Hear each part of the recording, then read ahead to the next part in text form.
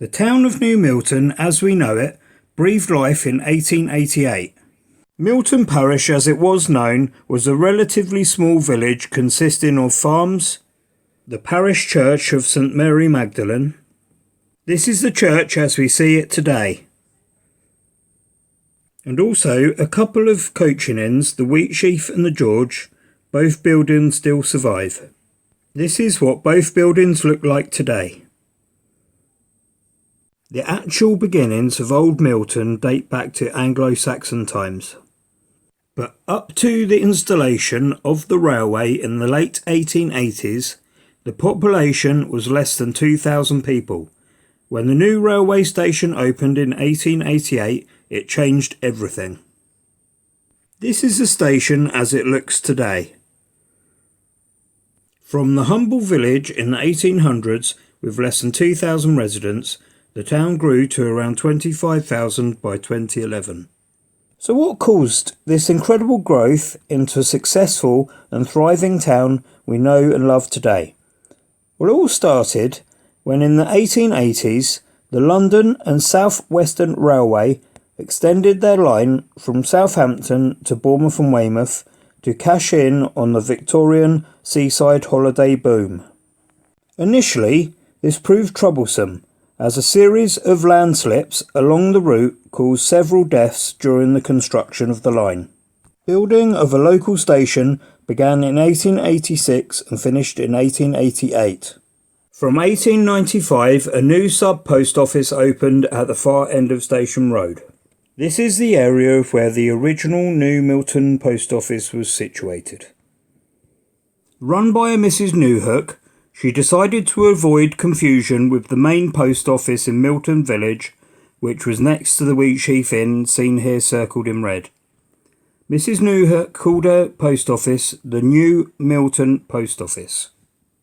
On opening the new railway station in 1888, a railway official looking to name the station stated that if New Milton was good enough for the post office, it was good enough for the railway, and so New Milton was born.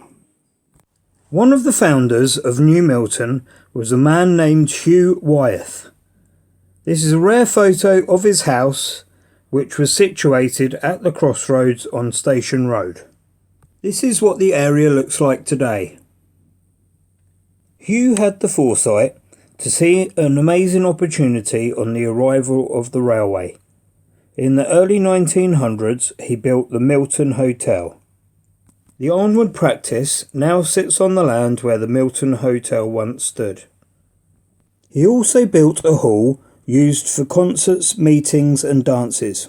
In 1900, the quickly growing town required the building of New Milton's most famous landmark, the Water Tower. This is the famous water tower as it is seen today.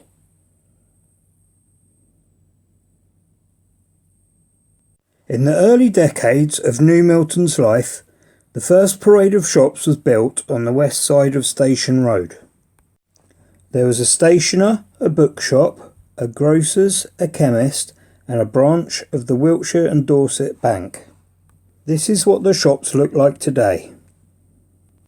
The area of land known as Whitefield was transformed into the War Memorial Recreation Ground, seen here circled in red. It was made in remembrance of the 80+ souls who lost their lives in the Great War. This is the War Memorial Recreation Ground as it is seen today.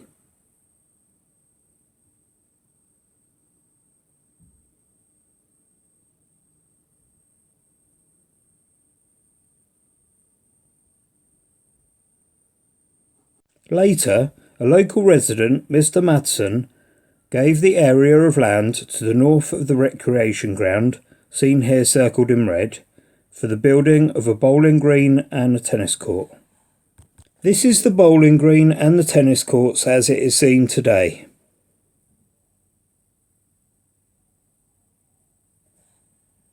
As the trains thundered up and down the tracks, the town continued its growth. In 1928, the town acquired its own newspaper, the Advertiser, which is still in print today. As the population of the town grew, the need for a new school was needed. In 1939, Ashley Secondary School was built. This was followed by Arnwood Secondary School in 1970. As the years ticked by, the development of cheaper and more reliable automobiles meant that trains became less popular. But this did not mean the end of the railway. People still relied upon trains, as they do today, to travel to work, to go on holiday to the coast, or just as another form of daily transport. By 1979, New Milton Town Council had begun, but it wasn't until 2004 that New Milton finally got its own town hall. The main line railway has changed companies over the years and suffered a slow decline, but the railway that New Milton is still a big part of is still going strong. And a visit to the station today still shows the original buildings which gave birth to the lovely and ever-growing town of New Milton in Hampshire. Thanks very much for watching. If you've enjoyed this video, give it a like and hit that subscribe button to get more great videos. Thanks very much.